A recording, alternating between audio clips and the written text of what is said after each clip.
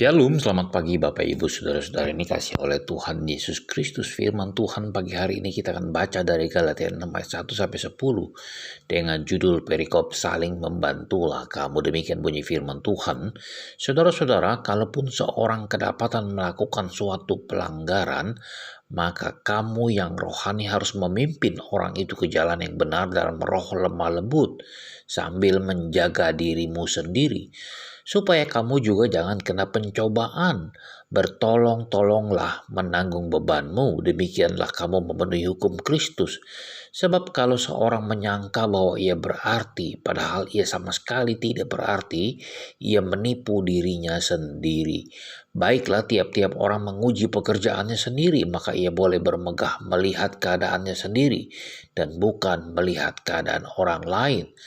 Sebab tiap-tiap orang akan memikul tanggungannya sendiri. Dan baiklah dia yang menerima pengajaran dalam firman, membagi segala sesuatu yang ada padanya dengan orang yang memberi pengajaran itu. Jangan sesat, Allah tidak membiarkan dirinya dipermainkan. Karena apa yang ditabur orang itu juga yang akan dituainya. Sebab barang siapa menabur dalam dagingnya, ia akan menuai kebinasaan dari dagingnya. Tetapi barang siapa menabur dalam roh, ia akan menuai hidup yang kekal dari roh itu.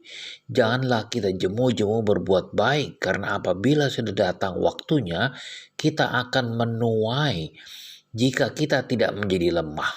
Karena itu, selama masih ada kesempatan bagi kita, marilah kita berbuat baik kepada semua orang, tetapi terutama kepada kawan-kawan kita seiman.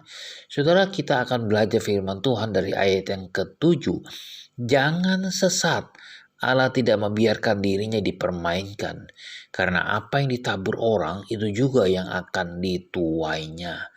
Saudara, yang dikasih oleh Tuhan Yesus Kristus, banyak orang yang melakukan kejahatan atau ketidakadilan sama sekali tidak pernah memikirkan akibatnya di kemudian hari. Dia begitu enjoy, dia begitu enak melakukan segala sesuatu tanpa memikirkan akibat di kemudian hari. Mereka tidak mengerti bahwa apapun yang ditabur, itulah yang akan dituainya. Tetapi pada saat menuai, bagi setiap orang itu berbeda waktunya, saudara. Sama halnya bila kita menabur benih padi atau jagung atau tanaman atau tumbuhan yang lainnya. Bertumbuhnya dan waktu memanennya pasti berbeda waktunya.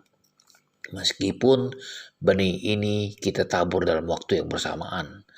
Seseorang yang menabur kejahatan atau berlaku kekejaman atau kejahatan terhadap orang lain mungkin belum mengalami perubahan apa-apa dalam hidupnya untuk sekian waktu lamanya.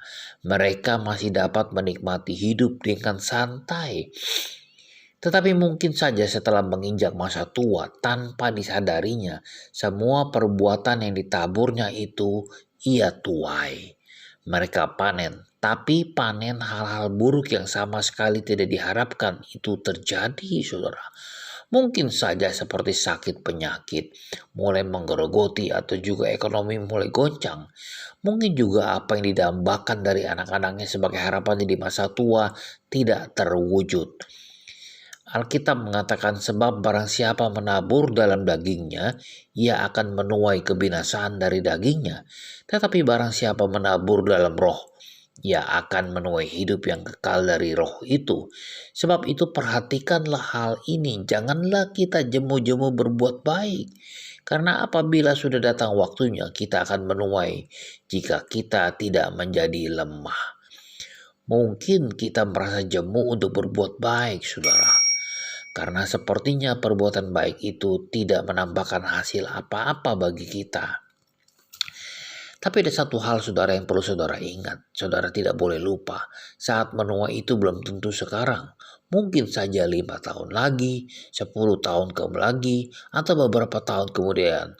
Kemudian juga anak cucu kita yang akan menuainya. Mungkin saja, saudara, yang dituai itu pastilah hal-hal baik sesuai dengan apa yang kita tabur.